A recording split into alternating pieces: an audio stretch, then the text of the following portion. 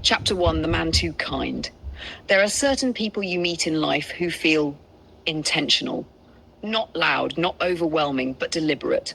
Kevin John was one of those people. Laura Crystal first noticed him long before she ever spoke to him. It wasn't his looks, not entirely, though he carried himself with a quiet attractiveness that didn't beg for attention. It was something deeper, something steadier. He moved through spaces like a man who understood restraint. And in a world where men often rushed, demanded, or performed, Kevin John simply existed. It was 2003 in the United Kingdom.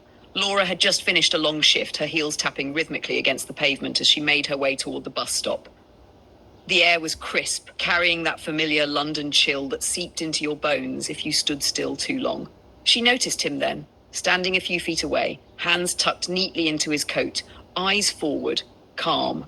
He didn't scan women like most men did, didn't glance, didn't smirk, didn't try. And that alone made her look twice. Their first conversation was accidental. Or at least, that's what Laura believed. "Excuse me," he said, his voice soft but clear. "Is this the line that goes towards Stratford?" She turned. Up close, he was even more composed. Dark eyes, gentle expression, a kind of stillness that felt unfamiliar. "Yes," she replied, "but it's delayed today. Happens often." He nodded. "Thank you. That should have been the end." But it wasn't, because Kevin John lingered, not in an intrusive way, not hovering, just present. Minutes passed, then more. And then somehow they were talking again. "Do you take this route often?" he asked. Laura raised a brow slightly. "Most days. I'm new to it," he said, still learning my way around. His accent was subtle, but unmistakably Caribbean. "Where are you from?" she asked. "A small island," he replied with a faint smile. "One most people don't ask about twice." She smiled back despite herself. "I just did." That was the beginning. Friendship came easily, too easily.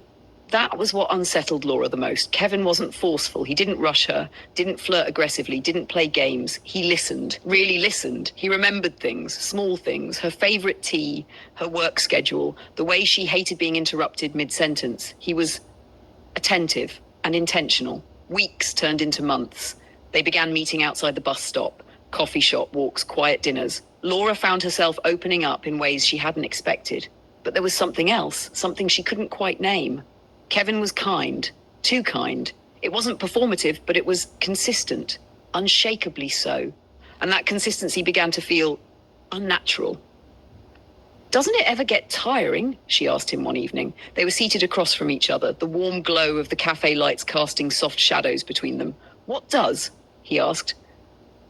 "Being this nice," she said, studying him carefully. He didn't laugh, didn't seem offended either, just thoughtful. "I don't understand the question," he replied gently. Laura leaned back slightly.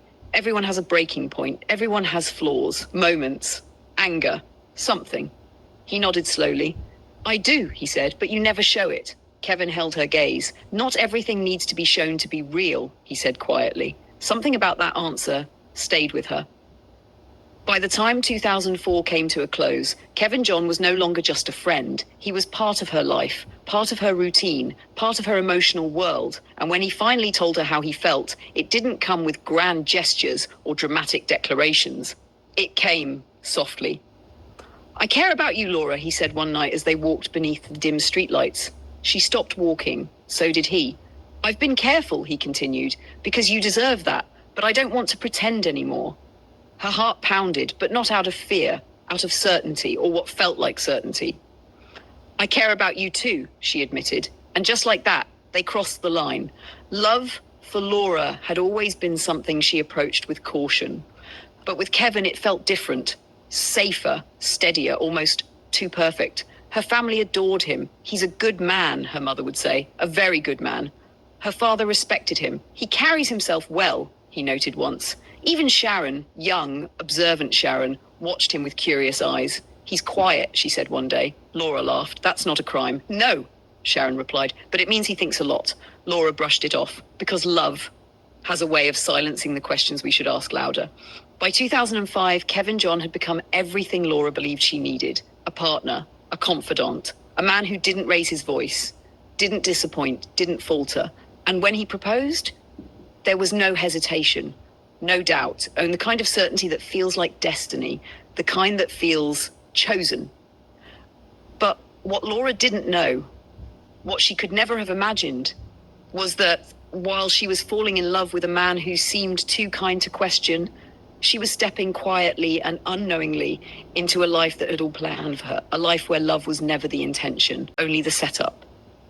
And Kevin John, he never rushed, never slipped, never revealed, because the most dangerous people are not the loud ones, not the violent ones, but the ones who wait, the ones who smile, the ones who love you just enough to make you trust them completely before they destroy you.